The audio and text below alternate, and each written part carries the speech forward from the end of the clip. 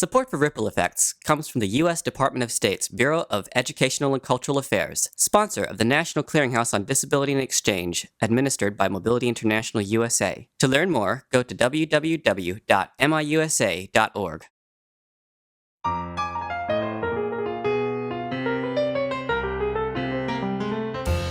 I'm Justin Harford, Project Coordinator with Mobility International USA, bringing you a second season of Ripple Effects, Travelers with Disabilities Abroad. This time, as part of our #AccessToUSA campaign, we bring you the stories of international students with disabilities studying in the United States. The goal is that more people will hear the stories and start to think about what is possible.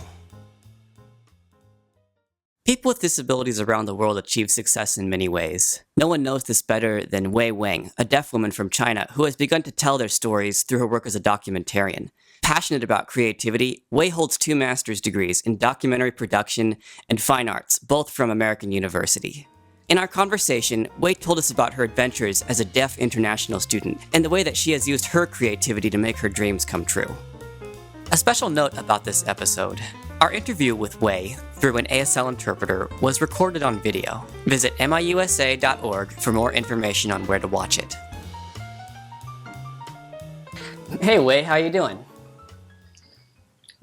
I'm fine. I'm really busy.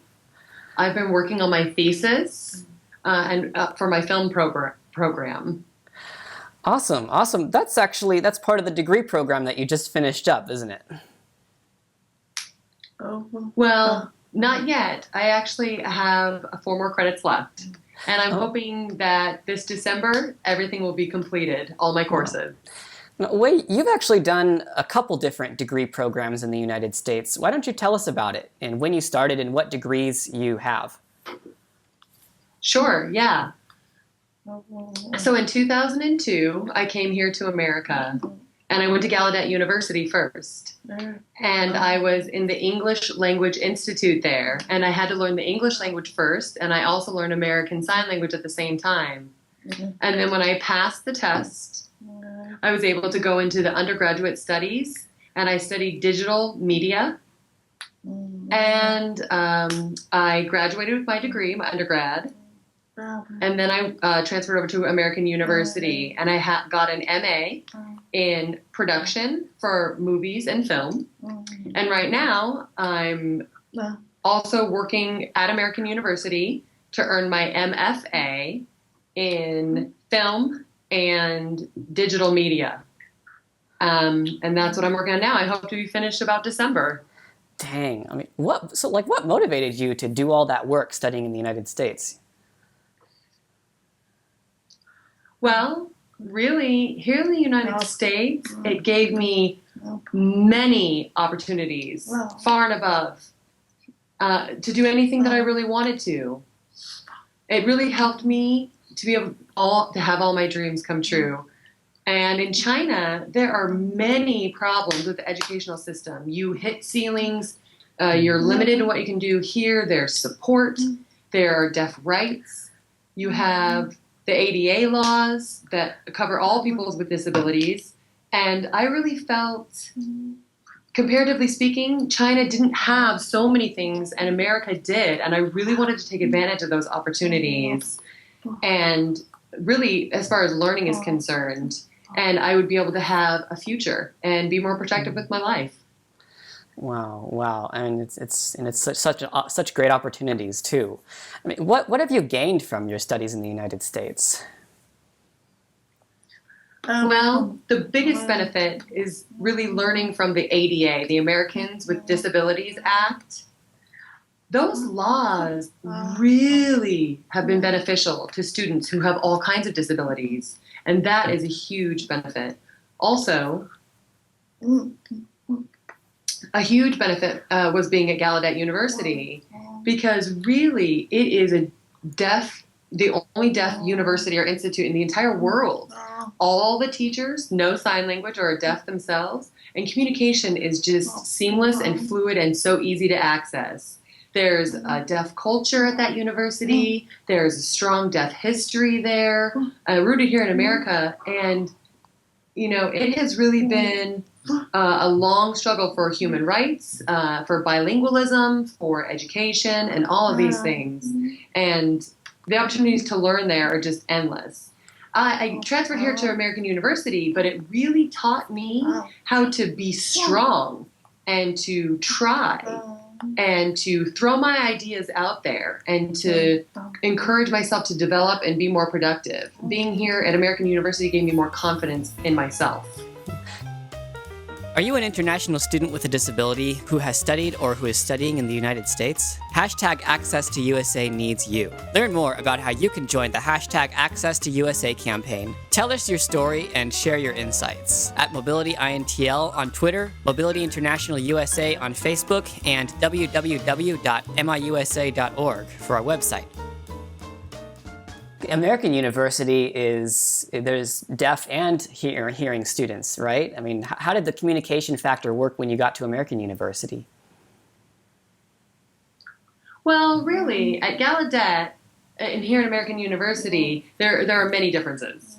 At Gallaudet University, I was very independent. I didn't have to look for an interpreter. I could just sign the whole time, no matter where I went, and I could just make my appointments and do my own things and just always use my hands to communicate. But here at American University, it is a great challenge. There's almost all hearing people, and I think I'm the only deaf student. So if there's an event or something, I'm stuck. I have to make sure I ask and request if there's captions at a movie that's being shown, or American University says, oh, I'm sorry, there's no caption. Or there's a lot of good movies. I missed those opportunities. I couldn't go see them as far as social events are concerned. But I let them know that maybe next time I would want to attend the movie that was coming up in the future. But I would also have to request from the support center ahead of time to add those captions if I wanted that. And then they would send it to me and I'd be able to watch it. But I felt like I was kind of left behind and I wasn't equal to the rest of the hearing individuals here on campus. It is a challenge, but at the same time, for example, my class project that I worked on, I had a team. We went out, we filmed some stuff, we did some interviews with hearing people here. And one team member at the last minute decided to just jump in, and it was the weekend. And so the support center requires to make an appointment for a sign language interpreter ahead of time, at least 4 days, business days. And so I thought, oops, well, okay, no problem. I just went without the interpreter, and I decided to go ahead and use my smartphone and to use that to communicate. And I captured the audio that was going on, and when they were all done, I had it changed over to English, and then I was able to read it and then text back, and we used that to communicate. Sometimes, if the signal's weak, then it's not any good, and I'm just stuck. And I just have to ask my team, what did they say? And my team would write down on a piece of paper for me, to facilitate with communication, and they would send it to me later like that. So that's one experience that I did have. But I can see how, in one sense, you've had these extra services, like you can ask for interpreters, you can get classes interpreted for you, for example. But you've also still gotten quite a ways because you've also still come pretty far because of the fact that you can be creative and sort of problem solve your way through some situations when accommodations don't always work out. Yeah, right. Absolutely not. No, yeah, there's no giving up. There's definitely a lot of problem solving involved. And how do you see your studies in the U.S. contributing to your future goals, like both personal and professional?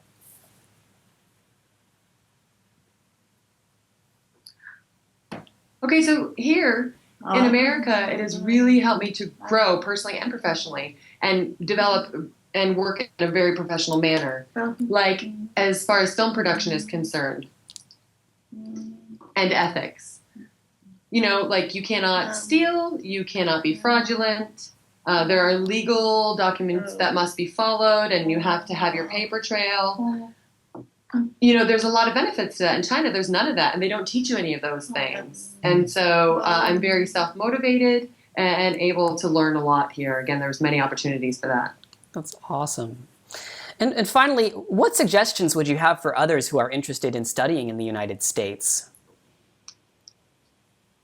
Well, if they're deaf, I would definitely suggest that, America has many colleges who are very good at providing opportunities. They have support centers, and they provide sign language interpreters, or if you're blind or you're in a wheelchair or whatever disability you have, those support centers are there to accommodate those needs. many deaf students come up to me and say, I want to go. And I explain to them that there's all these different things that they can do. You know, so the deaf community really has a liking and a preference for Gallaudet University. But, for example, if you want to become an engineering major, I would suggest RIT, which is the Rochester Institute of Technology. They have an excellent program there for engineering. Gallaudet doesn't have anything like that. So it definitely depends on what your field of study you want your field of study to be and your major to be in. So in China, if you're deaf, they think of Gallaudet as like a Harvard University. They think it's equal and there's a lot of respect. And, you know, I told them that I graduated and American University is just great as well, but they feel like it's a safe place and that communication is very easy there at Gallaudet, which it is. Perfect. But it sounds like, the resources are there, and but yeah, it sounds like it's great recommendations. I mean, it sounds like people kind of like, for if someone's deaf coming to the United States, I mean, being creative, and really, I mean, I think kind of that whole being creative thing could apply to anybody, blind, people using wheelchairs. Absolutely. Because, I mean, you know, we have all these resources in the United States, we have laws, but in a sense, it's like you still have to take a lot of personal initiative. Yes, absolutely. That's very important. That's awesome. You know, you can't just sit around and just take what's given to you. You have to, you know, if you have legs, but you're deaf, you know, you have hands, you need to use them. You know, you have a good mind. So take what you have and do something with it. There's no problem there. You be creative and solve those problems. And you have to remember also that if you have a person who has a disability, they have many challenges their whole lives growing up, and you have to know how to fight through those things. And you've experienced that in the past, and you can use that to benefit your future.